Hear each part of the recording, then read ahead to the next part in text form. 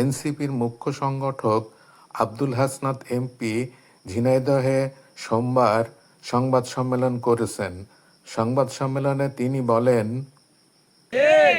আমরা দেখলাম সব জায়গায় দলীয়করণ করা হচ্ছে নগ্নভাবে, সেটা বিশ্ববিদ্যালয় কিংবা বিসিবি কিংবা বাংলাদেশ ব্যাংক কিংবা ইসলামী ব্যাংক কিংবা বাংলাদেশ সব ব্যাংক কিংবা গরু বাজার।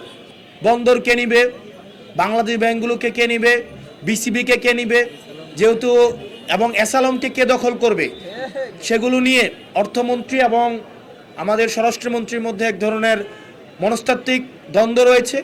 এই দ্বন্দ্বের বলি হচ্ছে এই জুলাই অভ্যুত্থান। আইন বিভাগকে আমরা দেখলাম আবার বিএনপি আবার দলীয়করণ করার চেষ্টা করেছে।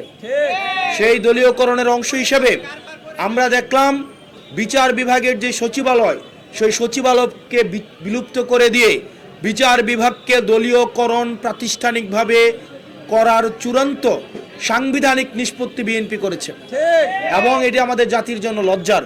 আবার কোর্ট থেকে সেটাকে আবার প্রেস কনফারেন্সের মধ্যে শুধুমাত্র বিচারকরা স্পোক্সপারসন হিসাবে আইনমন্ত্রী যেমন রায় দেন, লিখে দেন, সেটাকে এই বিচারালয়ে আমরা দেখেছি। আমাদের কাছে মনে হচ্ছে বিচারকরা সেই রায়টাই পড়ে শোনান। গত শুক্রবার ঝিনাইদহে নাসির উদ্দিন পাটোয়ারির উপরে ডিম নিক্ষেপ, মিথ্যা মামলা দায়ের ও গ্রেপ্তারের প্রতিবাদ সহ বিভিন্ন বিষয়ে এই সংবাদ সম্মেলন আয়োজন করে এনসিপি ঝিনাইদহ জেলা শাখা।